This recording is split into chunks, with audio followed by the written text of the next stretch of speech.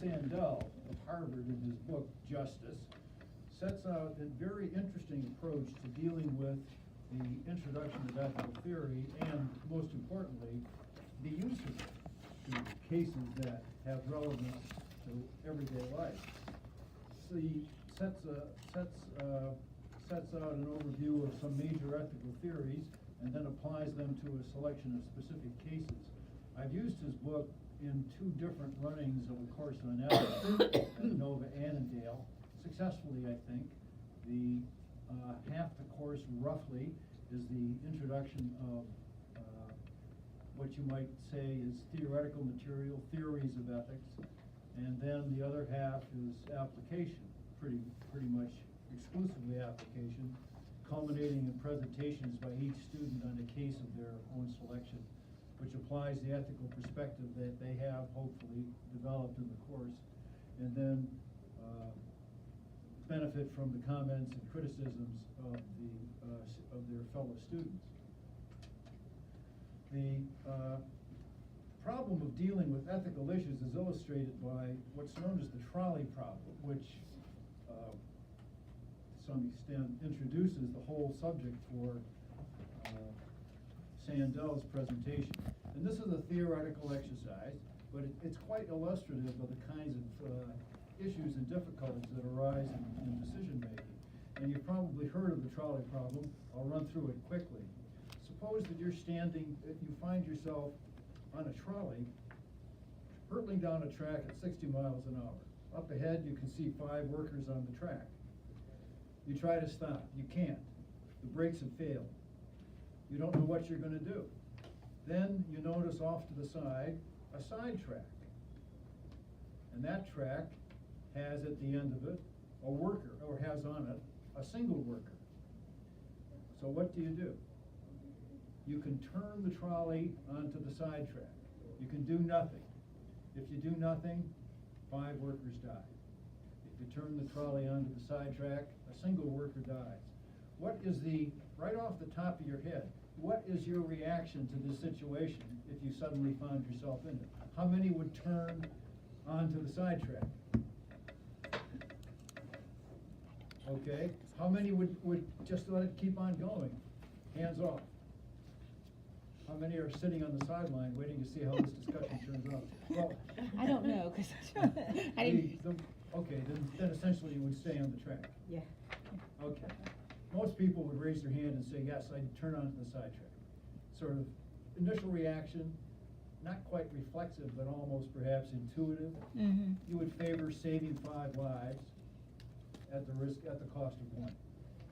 And that seems like a reasonable sort of judgment. Then it would take some work to explain why you would do that, how you would justify it, how you would explain it. If there's an investigation by the trolley company or some damn thing. Okay, slight modification. You're not the driver, but an onlooker. You're standing on a bridge overlooking the track. Mm-hmm. And there's 5 workers down at the end of the track, and you can see that the trolley is out of control. Okay, the brakes don't work, the trolley's is going to hit the 5 workers if it continues on down the track. Complicating or favorable, depending on your view, factor. There's a large, heavy man standing next to you on the bridge. Mm-hmm. Okay, you know how this is going to go. You could push him off the bridge onto the track, into the path of the oncoming trolley.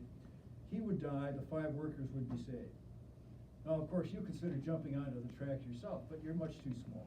You won't make any difference. Would you push the heavy man onto the track? How many would, shall we say, intuitively, seriously be inclined to pushing the heavy man onto the track? Probably couldn't push it. Okay. How many would not do that? A majority. Logically, what's the difference between the 2 cases? 5 people One man die, versus or 1 person dies. Mm-hmm. The consequences of saving 5 at the expense of 1 seem to have weighed very heavily in favor of turning the trolley onto the sidetrack. In the second case, what's different? The consequences are the same. Do nothing, 5 workers killed. Push the heavy man in front of the trolley, one person dies. You have to do it.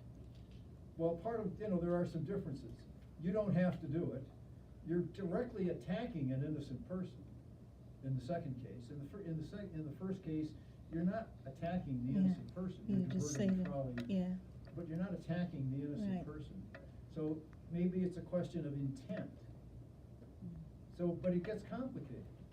And the issues with ethical decision-making are often that the more you know, the more you agonize, perhaps. But nevertheless, it's not easy to explain moral difference between the cases. Turning the trolley seems right, pushing the man off the bridge seems wrong. But we feel pressure to reason our way to a convincing distinction to explain the choice we make. So, the question then is, what are the principles of moral reasoning that would provide the basis for an explanation of a moral decision? Here's a very short summary of ethical theories. I'm going to skip through this pretty fast. We're not going to spend a lot of time delving into them. But basically, ethical decision-making is axiological. That is, it's a question of values. What do you value? What value are you seeking to attain or preserve? And values can be divided into two ways: teleological, end, goal, purpose, consequence, result, or deontological, duty. What's the right thing to do just because it's right? These are not mutually exclusive, but ethical theories tend to fall more into one side than in the other. And a very common form of teleological ethical decision-making is hedonism. Maximize pleasure, minimize pain. A version of hedonism is called utilitarianism. Mm-hmm. The greatest good for the greatest number. It's a very useful rule of thumb that I think most people who have ever worked in public policy will routinely use in making public policy decisions, up to a point. But it's a good guideline. You only have so much money to build health clinics. How would you disperse or distribute the health clinics in such a way that the greatest number of people could take advantage of the health clinics? The greatest good for the greatest number. Perfectly sensible.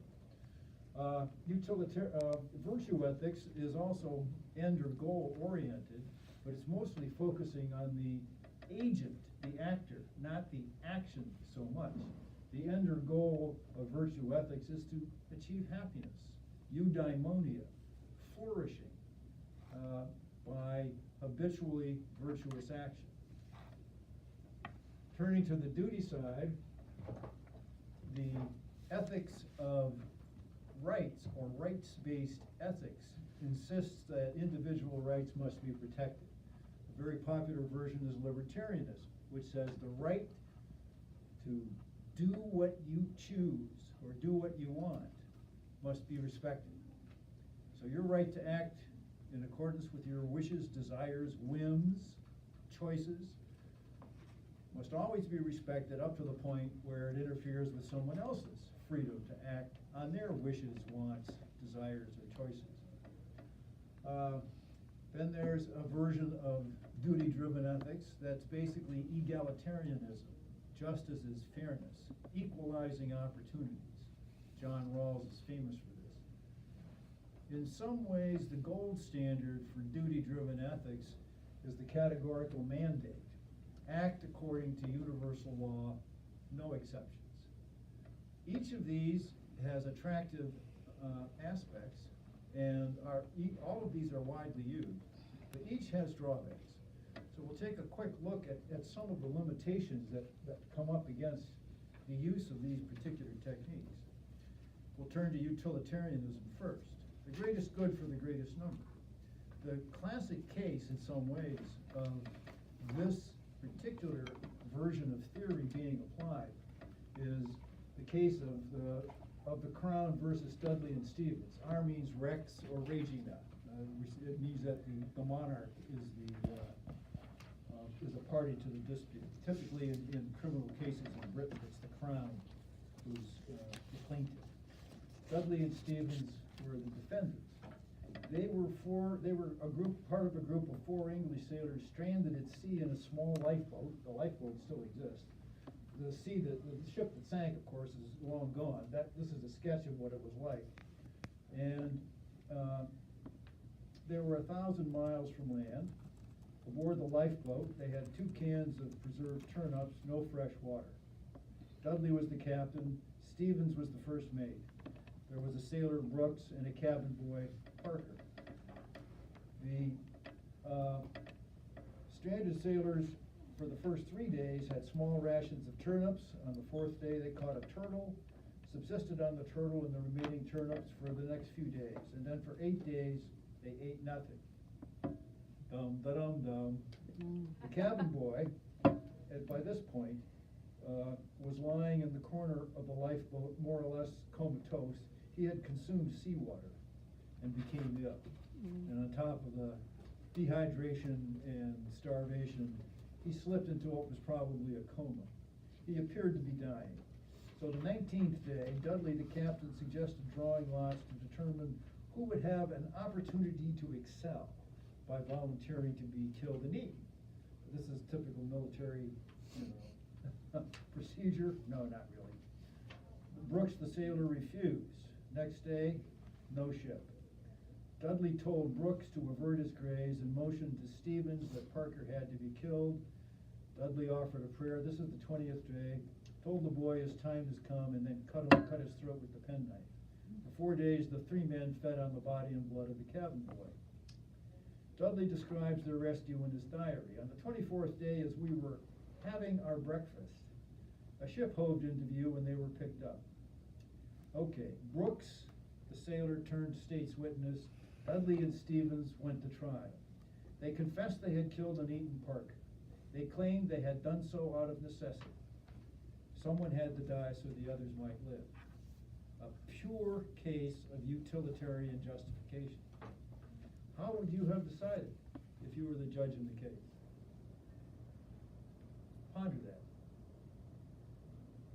Not surprisingly, and I think you will eventually come to the same conclusion if you haven't already, the killing of the cabin boy was not considered legally permissible. And the arguments that they would all died anyway if one wasn't killed and eaten, and the cabin boy was sick and he didn't have any family, he was an orphan, others had dependents, all that kind of stuff weighed in favor of the choice made. Is it at all dispositive? I think most of us would, I'm not going to take a vote, I think most of us would say no. And the reason would be, pretty much, that every individual human life is valuable. And so you can't use a utilitarian justification for an action that would benefit a great number, but seriously disbenefit or harm an identifiable individual or group of individuals. So there has to be limits to the application of utilitarian justice. At the trial, they were convicted, sentenced to death, recommendation for clemency. They ended up serving 6 months, which made the point that it was a crime. Was it sufficient? Were circumstances and extenuation and mitigation sufficient? You can debate those endlessly. But anyway, the point is, greatest good for the greatest number can't be applied all the time or in every case. There's limitations. I'm going through this pretty quickly, and I'm taking sort of the extreme cases. The justification is if your theory can't justify the extreme case, then the application of the theory to any case is questionable. You can see the point. So now we turn to a rights-driven approach, libertarianism. How absolute is the right to do what you wish with yourself? Do we own ourselves? A libertarian would say yes. Is our ownership absolute, or are there limits? So how do you test that proposition? Here's the extreme case, voluntary cannibalism. Armin Maivis was arrested December 2006 for killing and eating a voluntary victim. The victim and Maivis jointly agreed, and when the victim, whose name was Bartez, just a second. Well, his name was Bartez, I think. After they had Mac attempted to eat one of the victim's appendages, Myvies killed him, ate a large amount of his flesh. A college student reported the problem, and when the authorities researched Myvies' home, they found body parts and a videotape of the killing. January 30th, 2004, Myvies was convicted of manslaughter. The court case was difficult. What was the problem in bringing this man to trial? What do you think, under German law? Germans are very meticulous about punctilious references to details. You have the victim's consent. Well, the big problem was that there's no law against cannibalism in Germany. Oh. I venture to say there's no law specifically against cannibalism in Fairfax County. So the Germans had an issue with that. It wasn't against the law. Teutonic logic. So they ended up convicting him of manslaughter, and he was sentenced to 8 years in prison. It was later appealed by the prosecutors. Under German law, like French law, continental law, the prosecutor can appeal a sentence. Under common law, which we follow, only the defendant can appeal a sentence. The prosecution cannot. And Myvies was convicted of assisting suicide, which was against the law, and he was sentenced to a much longer term. The interesting effect was that while he was imprisoned, he became a vegetarian because he was concerned about the rights of animals being killed without their consent. Whether if the animals had been able to consent, I don't know. Anyway, the point is the extreme case here indicates that individual freedom that does not infringe on the freedom of another can't be accepted as an absolute principle. This case illustrates that. Now maybe you think voluntary cannibalism perfectly okay, victimless crime, but arguably you can see the point. There's a limitation to libertarian logic. Attractive as it is, it's a very attractive theory. I think most of our undergraduates, if you forced them to come up with a moral point of view, they would say, yeah, they're basically libertarian, and that's not uncommon for young adults who have achieved a certain degree of freedom from their original family, and yet typically may not have embarked on the manifold blessings and whatnot of starting their own family. So they can be kind of focused on a kind of individual perspective that basically you're not allowed to adopt when you're a minor, and which when you're raising a family you can't afford to adopt. So maybe that accounts for it. So there's a limitation on that. So moving on now to an egalitarian kind of theory, we have the interesting case of John Rawls. Egalitarian fairness, justice is fairness. This, in fact, effectively requires equal basic rights, equality of opportunity, promoting the interests of the least advantaged member of society. And these principles spring from an original position where people select the society they would want if they did not know the social position they would actually occupy, or they would not know what their individual talents are. They would not know what their IQ is, and so on and so forth. But they would be conscious and self-aware, rational, free, and morally capable beings.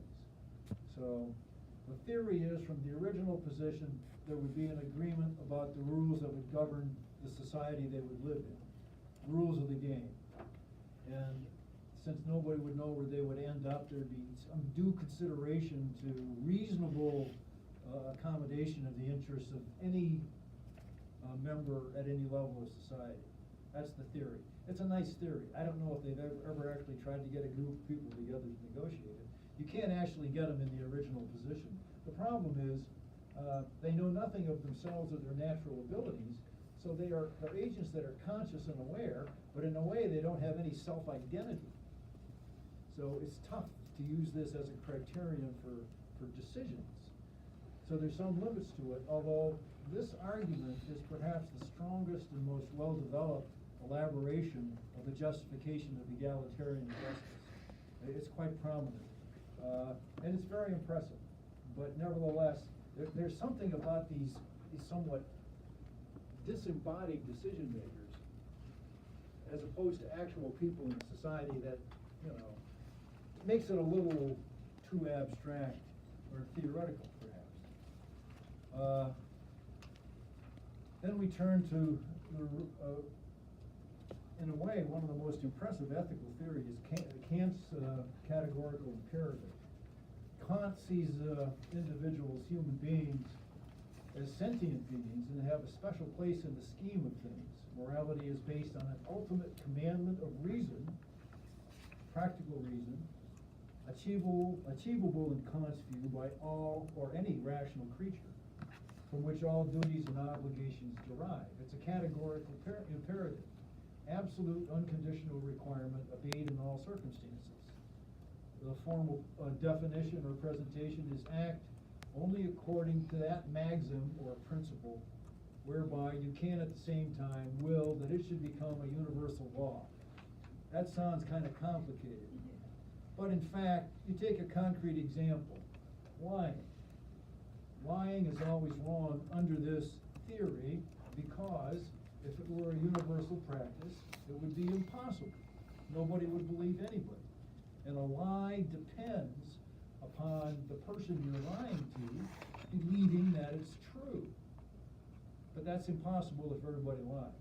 So you see the logic of the categorical imperative. Now, that's very compelling, I think. Most people who have studied Kant in some detail find his theoretical analysis very compelling. It's very coherent, kind of a watertight logical case. But it has unsettling consequences. So it's logically compelling, but its results can be unsettling. Since truth-telling must be universal, one must, if asked, tell a known murderer the location of his prey. Refusing to answer the murderer's question is consistent with the categorical imperative, but this might put the refuser's own life at risk.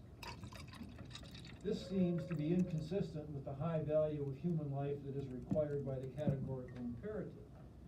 So it's very compelling, but results are unsettling, and so you wonder if it's quite as logically coherent as it seems. Another version of the categorical imperative is that you must always treat a human being never as a means only, but also as an end in himself, or in itself. And this categorically rules out one common practice of most civilizations throughout history. Not banned, but very common in every major civilization and most major cultures throughout history. And that is slavery. The high value of human life. Okay, and then of course Kant's theory of ethics depends upon the fact that you don't necessarily benefit from a moral decision.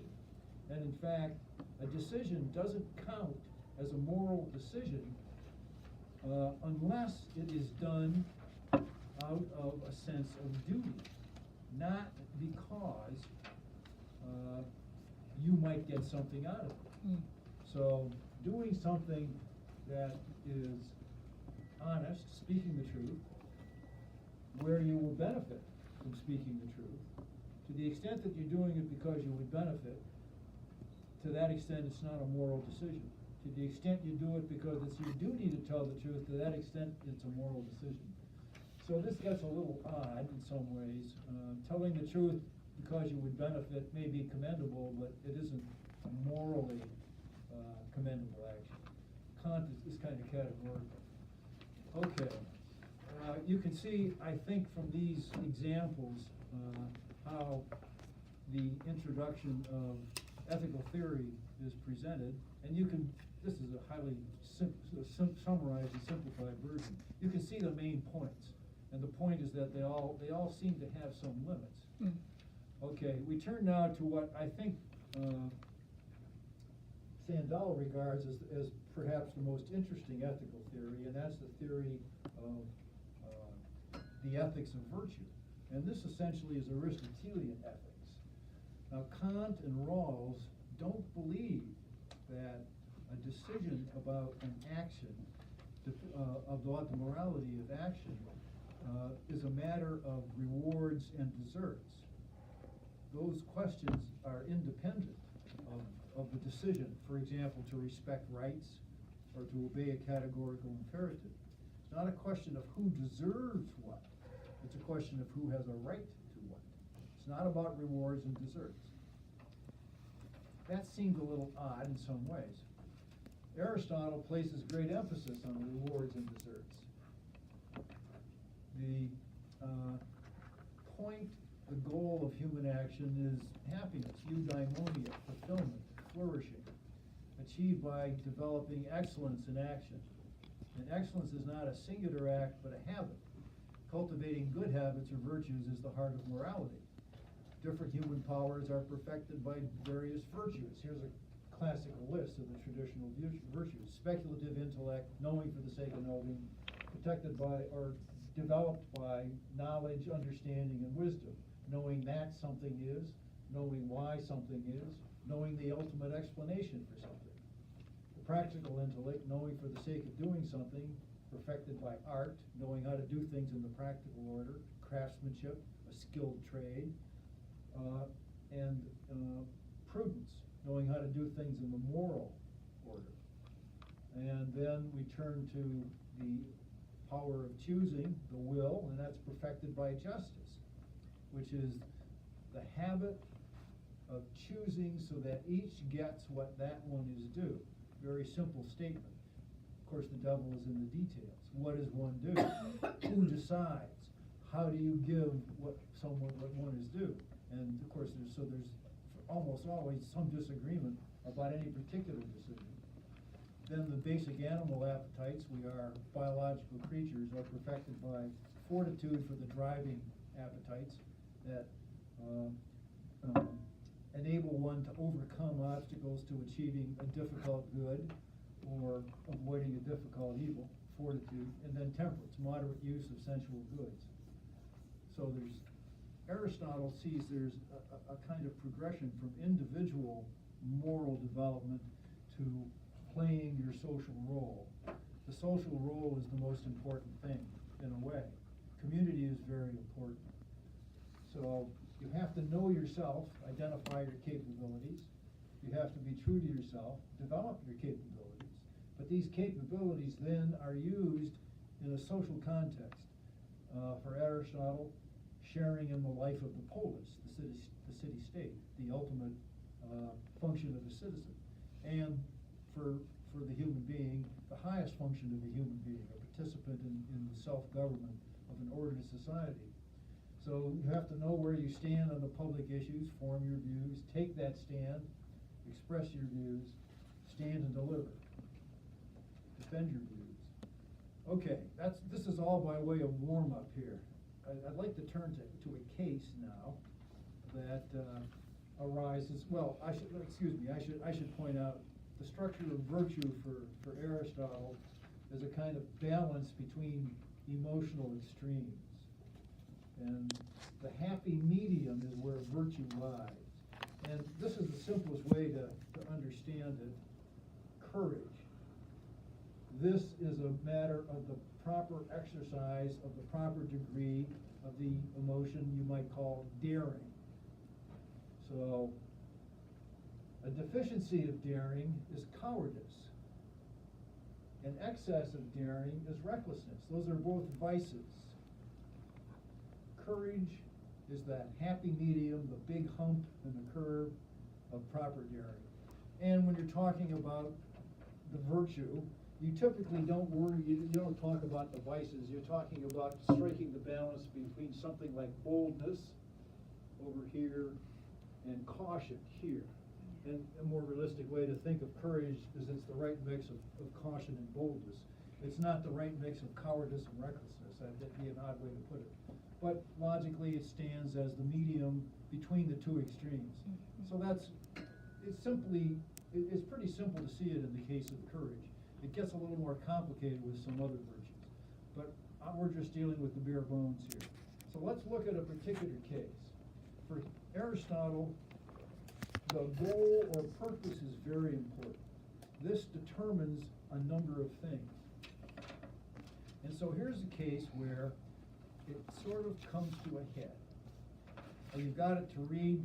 I'll read it to you briefly, and then we'll discuss, was this decision ethically justifiable? So the telos of cheerleading. It depends upon the interpretation of what the goal or purpose of cheerleading is. West Texas, girls long to be high school cheerleaders. Boys long to be football players on the varsity team.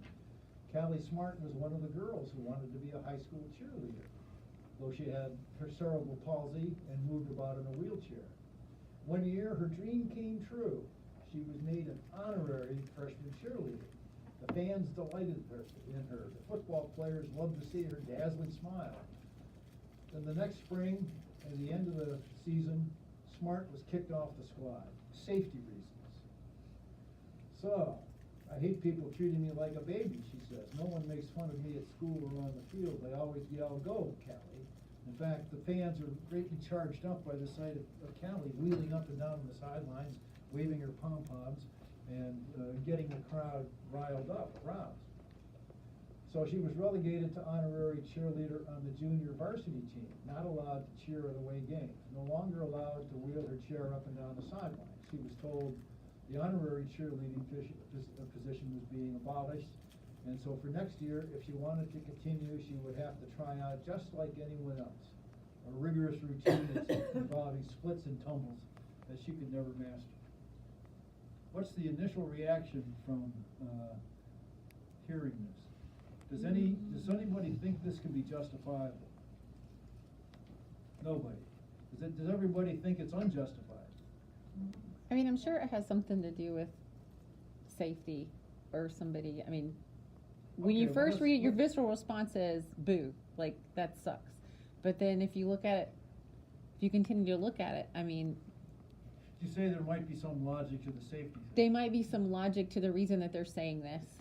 There's some logic to it. The question is, what's the logic? Right. There hadn't been any incidents. Callie was voluntarily taking the risk.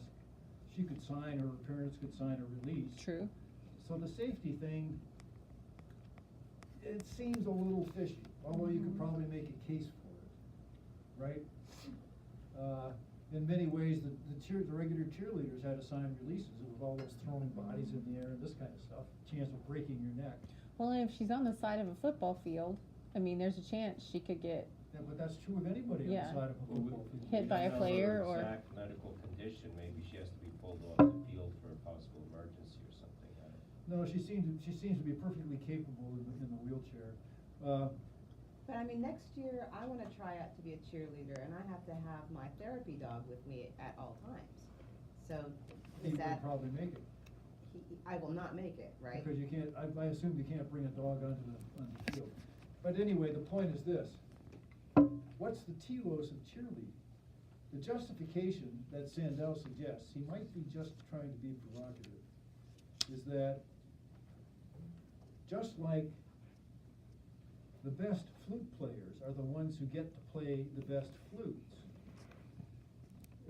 if the activity of the individual and the access of the individual to the activity is directly related to clear performance criteria that bear directly on the end goal or purpose of the activity, then it's relevant.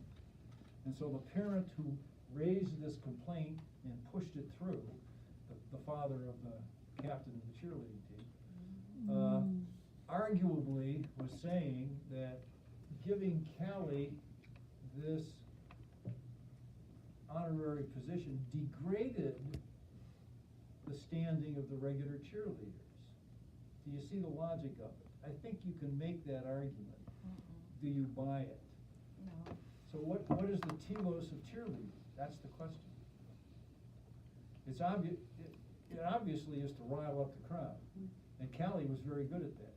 But also part of the process is doing these physical. team gymnastics that wows the crowd, and they go ooh, and it fires them up to cheer. Right. And I'm sure that to try out, I mean, I'm sure that getting to be a cheerleader in this part of Texas is I mean, it's probably like being you know, a football player. I mean, you have to Yes, try out, absolutely. it's a rigorous Absolutely. physical activity. So there's some logic to this. But there's a title of honorary cheerleader. Now, that's a which good point, yeah. Which could be makes totally it a different. different category, yeah, which makes a different category. Yeah. The other cheerleaders were not honorary cheerleaders. They were for real cheerleaders. And, of course, the football team has a prominent associate or auxiliary, you might say a member, called a mascot. Somebody who can't necessarily play football worth a hoot, but does a great job prancing and dancing around as whatever the mascot, you know, typically an animal is. And they play an important part. In a way, they're an auxiliary to the cheerleaders as well. So, does the argument hold water? What do you think, all things considered? By recognizing that Callie is a special case through designating her as honorary, that separates her off from the regular cheerleaders. And of course, she doesn't interfere with the performance of the regular cheerleaders. And of course, cheerleading is now such a big deal that cheerleading contests no longer involve cheerleading at games. You go off to a separate conference or competition, and the teams compete in what amounts to team gymnastics, but there's no crowd to rile up. It's like marching bands. Marching band competitions don't involve an audience. The bands get, you know, go and compete and judges judge them.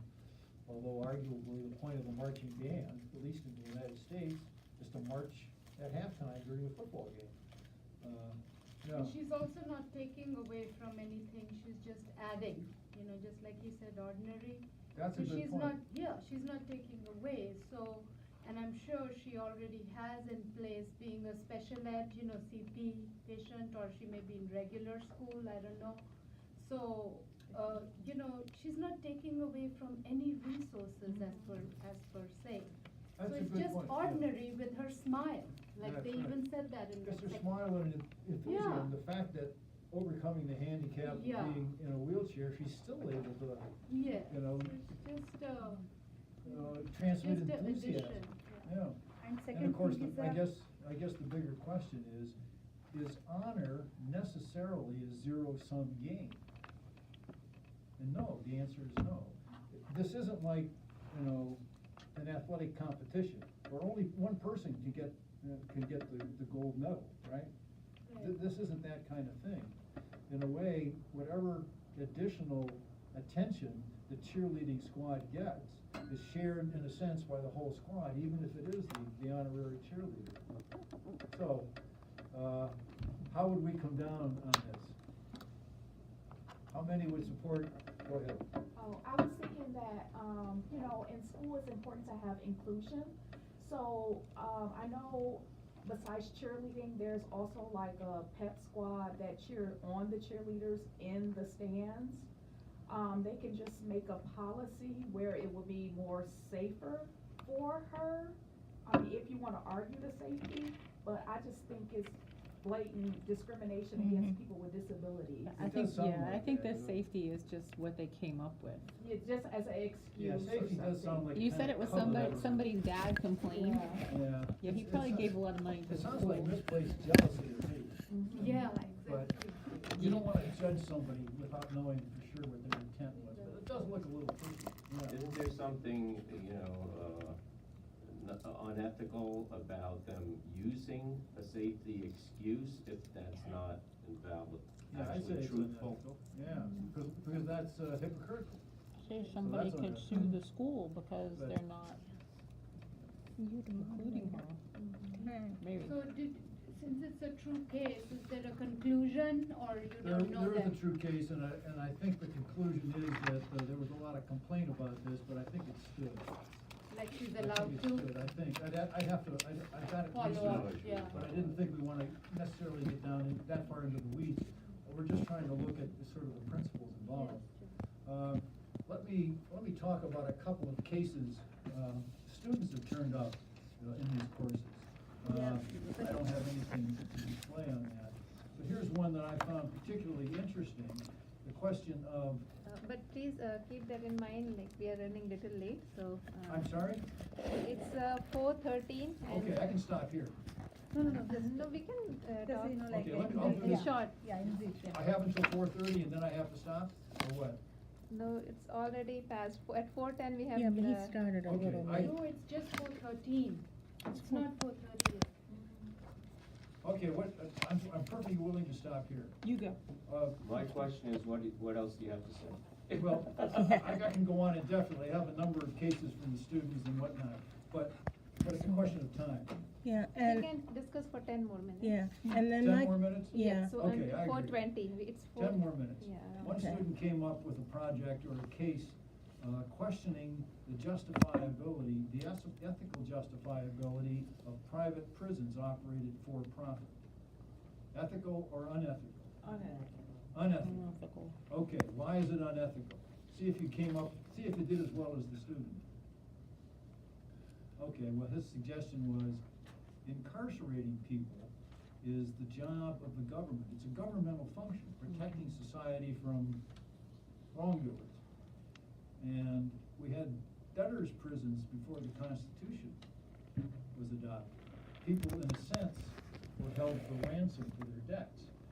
And we decided that wasn't ethical or legal. In fact,